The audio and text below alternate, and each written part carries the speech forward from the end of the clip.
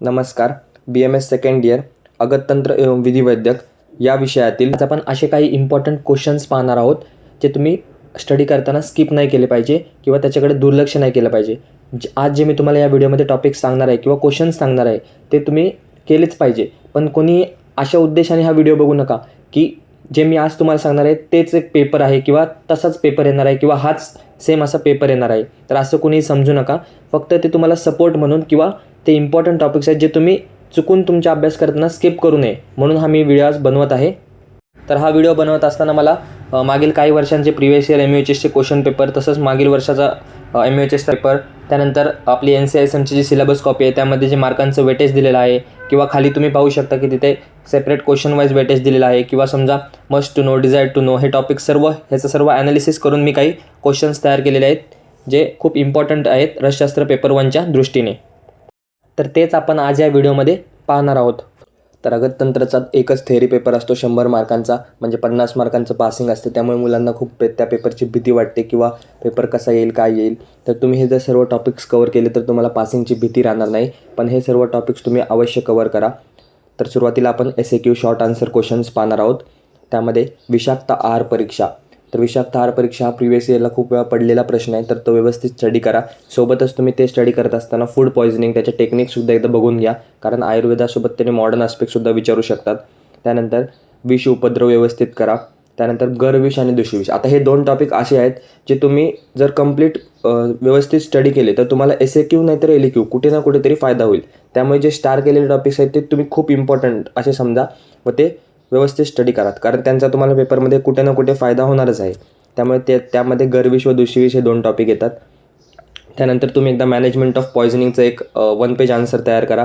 ते सुद्धा तुम्हाला कधी कधी विचारलं जाऊ शकतं. थेरापेटिक युटिलिटी ऑफ अगद योगामध्ये तुम्हाला माहिती असेल की 5-6 योग दिलेले आहेत.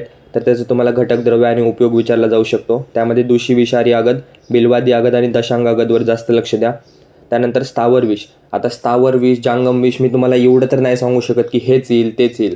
तर यासाठी तुम्ही काय करू शकता, तर जे सिलेबस कॉपीमध्ये मस्ट नोचे स्थावर विष दिलेत ते तुम्ही सर्व पॉईंट त्याचे कवर करा. त्याच्यामध्ये त्याचं घटक द्रव्य, त्याच्यानंतर त्याची घातक मात्रा, घातक काल, त्यानंतर त्याचे कंटेंट्स, केमिकल कंपोजिशन. तर याचासुद्धा आपल्या चॅनलवर वेगळा व्हिडिओ अपलोडेड आहे स्थावर विषांच्या ट्रिक्सचा. तर तो तुम्ही एकदा जाऊन पाहू शकता, तुम्हाला खूप उपयोगी पडेल. तसंच मेटॅलिक पॉयझनिंगमध्ये आर्सेनिक, मर्क्युरी, लीड आणि कॉपर हे 4 व्यवस्थित स्टडी करा.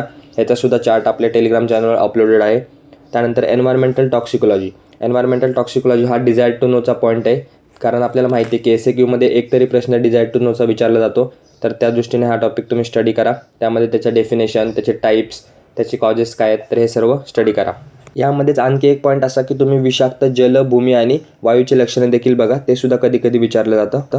त्यानंतर नेक्स्ट SAQ तुम्ही प्रॅक्टिस करा कन्सेप्ट ऑफ अगततंत्र. त्यामध्ये जसं मी तुम्हाला गरविष आणि दुषिविषचं सांगितलं तसंच कन्सेप्ट ऑफ अगततंत्र हा देखील टॉपिक आहे, कारण त्यामध्ये तुम्हाला SAQ आणि LAQ दोन्ही प्रकारे प्रश्न विचारले जाऊ शकतात. जास्त वेटेज आहे, त्यामुळे हे जे पॉईंट मी सांगत आहे ते तर तुम्ही कंपल्सरी पूर्ण कवर करा, कारण तुम्हाला विषाची निरुक्ती, पर्याय, प्रकार, तसं वेग हे सर्व तुम्हाला LAQ फॉर्मॅटमध्ये विचारू शकतात. त्यामुळे त्यातले सर्व पॉईंट्स कवर करा. त्यानंतर वैद्य सदवृत्तामध्ये जे ड्युटीज ऑफ मेडिकल प्रॅक्टिशनरचा एक 1-1.5 पेजचा SAQ आहे तो नीट व्यवस्थित करा. सोबतच तुम्ही NCISMचे जे SAQ आहेत तो सुद्धा व्यवस्थित स्टडी करा. त्याच्यामध्ये त्याचं कॉन्स्टिट्यूशन, ऑब्जेक्टिव्ज, एम, तर ते पॉईंट येतात. त्यानंतर मदात्य, ॲक्यूट इथेनॉल किंवा मिथेनॉल पॉयझनिंग ह्याच्यावर सुद्धा SAQ विचारला जातो. मदात्यमध्ये त्याचे वेगवेगळ्या 4 अवस्था विचारल्या जातात. नंतर अगततंत्र आणि कॅन्सर, त्यामध्ये किमोथेरपी आणि रेडिओथेरपी इंड्यूस टॉक्सिसिटीज विचारतात. Next pregnancy, delivery, abortion. Last इयरला ॲबॉर्शनवर क्वेश्चन विचारला होता, त्याचे टाईप्स विचारले होते, त्याची डेफिनेशन, मेडिको लिगल आस्पेक्ट, तर व्यवस्थित स्टडी करा. त्यानंतर ह्या टॉपिकमध्ये 1-2 ॲक्ट आहेत ते सुद्धा व्यवस्थित स्टडी करा. सेक्शुअल ऑफेन्समध्ये फक्त रेप तुम्हाला मस्ट टू नोचा टॉपिक आहे, त्यामुळे रेप डिटेलमध्ये स्टडी करा, त्याची डेफिनेशन, त्याचे काय मेडिको लिगल आस्पेक्ट आहेत, काय टाईप्स आहेत का, तर व्यवस्थित स्टडी करा. त्यानंतर इंजुरीमध्ये तुम्हाला त्याची डेफिनेशन आली पाहिजे. त्याच्यानंतर इंजुरीचा क्लासिफिकेशनचा जो चार्ट आहे आपल्या व्हिडिओजमध्ये तुम्हाला दिसला असेल तर तो इम्पॉर्टंट आहे. सोबत मेडिको लिगल आस्पेक्ट, एज कसं काढायचं इंजुरीचं, वेगवेगळे इंजुरी आहेत, त्याचं कोणती एक इंजुरी तुम्हाला विचारू शकतात. इंजुरीसुद्धा असा टॉपिक आहे जो तुम्हाला SAQ आणि LAQ दोन्हीमध्ये उपयोगी पडेल. त्यानंतर फायरआर्म आणि थर्मल इंजुरी क्वचित प्रश्न विचारला जातो, डिझायर टू नोचा टॉपिक आहे, तरी एकदा वाचून घ्या. आता मी ते तुम्हाला 4 ते 5 टॉपिक सांगणार आहे, ते डिझायर टू नोचे आहेत, त्यावर SAQ विचारण्याचे चान्सेस आहेत. ते तुमच्या मनावर आहे की त्याला तुम्ही किती वेळ देत आहे, किती कमी वेळात ते तुम्ही कव्हर करताय. कारण हे डिझायर टू नोच आहे, ह्याच्यावर एकच SAQ येणार आहे. टॉपिक जास्त आहेत आणि एक क्वेश्चन एकच येणार आहे, त्यामुळे तुमच्या हिशोबाने तुम्ही स्टडी करू शकता. तर responsibilities of mentally ill person छोटा SAQ आहे, लगेच कवर करून टाका. त्यानंतर फॉरेन्सिक सायन्स लॅबोरेटरी तो सुद्धा कवर करून टाका. त्या NCSA आपण आधी पाहिलंच. त्यानंतर ड्रग आणि कॉस्मेटिक ॲक्ट एक आहे आणि पर्सनल आयडेंटिटीची डेफिनेशन आणि त्याचे जे फॅक्टर्स आहेत जसं की एज, सेक्स, रेस, रिलिजन, ते 10 का 12 फॅक्टर आहेत, ते व्यवस्थित एकदा स्टडी करा. तर हे सर्व डिझायर टू नोचे टॉपिक आहेत, त्यांच्यावर एक SAQ विचारला जाऊ शकतो. तर त्याच्यानुसार तुम्ही स्टडी करा. तसंच जर व्हिडिओमध्ये सांगितलेल्या कोणत्याही प्रश्नाबद्दल, कोणत्याही टॉपिकबद्दल जर तुम्हाला डाऊट असेल तर त्याचे व्हिडिओसुद्धा आपल्या चॅनलवर अपलोडेड आहेत. सर्व गोष्टींचे हँड रिटन नोट्स आपल्या चॅनलवर अपलोडेड आहेत. एकदा तुम्ही अगततंत्रच्या प्लेलिस्टमध्ये जाऊन पहा. जर कोणतेही नोट्स नसतील तर तुम्ही कमेंट करू शकता, ते आपण टेलिग्रामवर अपलोड करू. तर आत्तापर्यंत व्हिडिओमध्ये आपण जे पाहिले ते सर्व होते शॉर्ट आन्सर क्वेश्चन्स, म्हणजे 5 मार्काचे क्वेश्चन. आता आपण लॉंग आन्सर क्वेश्चन पाहूयात की कोणते येऊ शकतात. तर LAQमध्ये सुरुवातीला तुम्हाला 20 चिकित्साचे 24 उपक्रम. आता हा तर तुम्हाला माहितीच पाहिजे 20 चिकित्सा म्हणजे काय, त्याचा श्लोक असेल तर श्लोक माहिती पाहिजे. त्यानंतर जे 24 उपक्रम सांगितलेले आहेत चिकित्सेचे ते तुम्हाला माहिती पाहिजेत. 24 नावं तुम्हाला माहिती पाहिजे, सोबत त्यांचा मराठीमध्ये अर्थ. तुम्हाला प्रत्येकाचे 2-3 वाक्य लिहिता यायला पाहिजे. कारण तुम्हाला प्रश्न असा विचारला जातो की 20 चिकित्सा सांगून 24 उपक्रमांची नावे सांगून 3 ते 4 उपक्रम तुम्हाला डिटेलमध्ये विचारले जातात. त्यामुळे 24पैकी कोणतेही 3 ते 4 विचारू शकतात. त्यामुळे सगळे स्टडी करणं गरजेचं आहे. त्यानंतर दुसरा LAQ कन्सेप्ट ऑफ अगततंत्र. आता आपण SAQमध्ये पाहिलं होतं की कन्सेप्ट ऑफ अगततंत्र हा खूप इम्पॉर्टंट टॉपिक आहे. तुम्हाला SAQ आणि LAQ दोन्हीमध्ये त्याचा फायदा होईल, त्यामुळे हा व्यवस्थित स्टडी करा.